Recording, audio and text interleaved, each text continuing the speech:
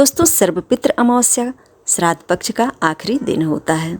जैसे कि साल भर में सभी अमावस्या का अपने आप में अद्भुत महत्व होता है, परंतु श्राद्ध पक्ष में जो अमावस्या आती है वो सर्वपित्र अमावस्या के रूप में मनाई जाती है। इस दिन हमारे पितरों के निमित्त श्राद्ध कर्म विशेष रूप से किया जाता है। जिन पितरों का या परिजनों का हमें तिथियां ज्ञात नहीं होती है कि वो किस तिथि में हमारे घर परिवार से गए थे, उन पितरों के लिए हम सर्वपित्र अमावस्या के दिन श्राद्ध कर्म, पिंडदान, तर्पण और पंचबली वाला कार्य करते हैं। इस दिन ब्राह्मणों को भोजन जरूर कराना चाहिए, और यदि आप ब्राह्मण को भोजन नहीं करा सकते हैं तो कम से कम एक थाली भर करके भोजन या सूखा अनाज उनके लिए ले जा करके मंदिर में ज़रूर रख करके आएँ। दान पुण्य करने का दिन माना जाता है, इसलिए सर्वपित्र अमावस्या का हमारे हिंदू धर्म में विशेष महत्व है। दोस्तों, आइए जानते हैं साल 2024 में ये अमावस्या कब है और इस दिन कौन कौन से कार्य हमें ज़रूर करना चाहिए। चूँकि दूसरे दिन नवरात्रि भी पड़ रही है, तो ऐसे में हम ये भी जानेंगे कि नवरात्रि से संबंधित जो भी सामान है माता रानी की पूजन के, वो हम ला सकते हैं या नहीं ला सकते हैं। इस दिन महिलाओं को शौक श्रृंगार करना चाहिए कि नहीं करना चाहिए, और भी हमारी घर गृहस्थी से संबंधित बहुत सारी बातें जो हम आपसे शेयर करेंगे। दोस्तों, सर्वपित्र अमावस्या साल 2024 में 2 अक्टूबर को मनाई जाएगी। जैसे कि 1 अक्टूबर की रात्रि में 9:38 पर अमावस्या तिथि लग रही है, जो कि 2 अक्टूबर की रात्रि में 12:18 तक रहेगी। उदया तिथि के अनुसार सर्वपित्र अमावस्या हम 2 अक्टूबर को मनाएंगे। दोस्तों, इस दिन हमारे उन पितरों के लिए श्राद्ध कर्म विशेष रूप से किया जाता है जिनकी हमें तिथियां ज्ञात नहीं होती है।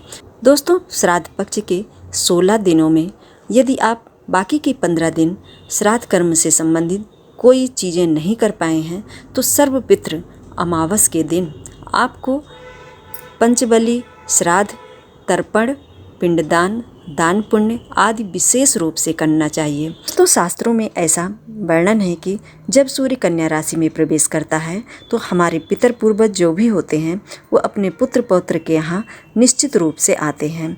विशेषकर जब आश्विन मास की अमावस्या होती है तो वो हमारे दरवाजे पर आकर बैठ जाते हैं। ऐसी मान्यता है। उस दिन उनका तर्पण, श्राद्ध आदि क्रियाएं नहीं होने पर वो सभी अपने अपने पुत्र पौत्रों को आशीर्वाद देने की जगह नाराज हो जाते हैं।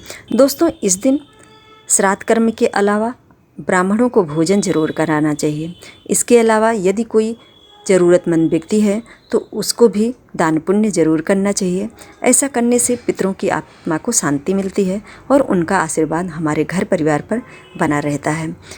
दोस्तों, इस दिन पवित्र नदियों में स्नान के साथ साथ अपने घर की साफ़ सफाई भी की जाती है। जैसे कि पितरों का जो श्राद्ध कर्म होता है वो दोपहर में 12 से 1:30 बजे के मध्य करने का विधान है। ऐसे में आप 12 से लेकर के 2 बजे तक, 2:30 बजे तक, 3 बजे तक अपने जो भी कार्य हैं इन सभी कार्यों को संपन्न करने के बाद अपने घर में गंगा जल से छिड़काव करें और अपने घर की पूरी तरह से आपको सफाई करनी चाहिए। विशेष रूप से अपने पूजा मंदिर की साफ़ सफाई आप कर लें, क्योंकि दूसरे दिन तो नवरात्रि होती है।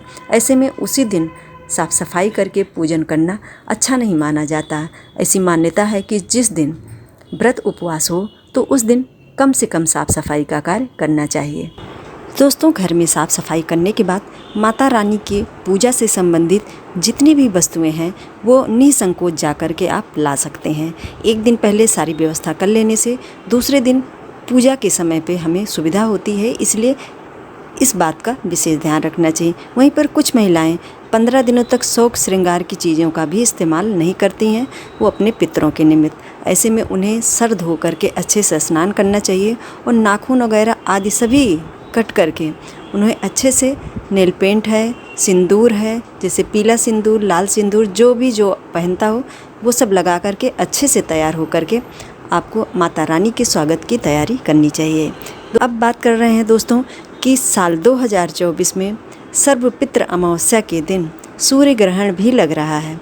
ऐसे में लोगों में संशय ये है कि हम कैसे भगवान की सभी सामग्री, पूजा आदि का सामान लाएं या ना लाएं। तो एक बात बता दें कि ग्रहण जो भी लग रहा है वो हमारे भारतीय समयानुसार हमारे भारत में बिल्कुल भी मान्य नहीं है। इसलिए आप कोई भी कार्य बिना सोचे विचारे माता रानी के चाहे सामान लाने हो, चाहे आपके घर की साफ़ सफाई आदि श्राद्ध कर्म, वो सब कर सकते हैं। दोस्तों, सर्वपित्र अमावस्या अपने आप में बहुत ही विशेष तिथि मानी जाती है।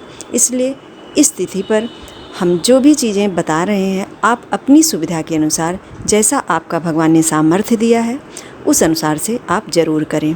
दोस्तों, सर्वपित्र अमावस्या के दिन दीपदान का अपने आप में विशेष महत्व है। तो ऐसे में आप सुबह में पीपल के वृक्ष में 1 लोटा जल काला तिल डाल करके और गंगा जल डाल करके जा कर के अर्पित करें। साथ ही शाम के समय में अपने पितरों की विधिवत विदाई करने के बाद उनके निमित्त 1 दीप भी ले जा कर के पीपल के वृक्ष के नीचे ज़रूर लगाएं। चौमुखी दीप होना चाहिए और वो भी घी का होना चाहिए। तेल का दीप नहीं जलाना चाहिए। पितरों के लिए लंबी बाती का चौमुखी दीप बनाइए और ले जा कर के घी का दीप उनके निमित्त लगाइए।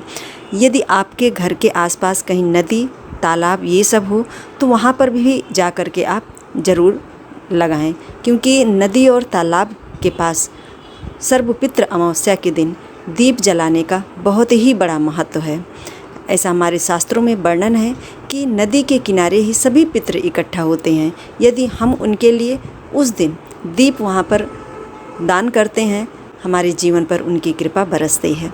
ये सब हैं सर्वपित्र अमावस्या के दिन किए जाने वाले प्रमुख कार्य, जो कि हम मनुष्यों को जो गृहस्थ जीवन में रह रहे हैं उन्हें इन सब कार्यों को ज़रूर करना चाहिए अपने बाल बच्चों की संपन्नता और कुशलता के लिए। दोस्तों, आज की वीडियो में बस इतना ही। यदि हमारी जानकारी आपके लिए थोड़ी सी भी लाभदायक हो, वीडियो को लाइक, शेयर एंड सब्सक्राइब जरूर कीजिए। जय श्री कृष्णा, राधे राधे।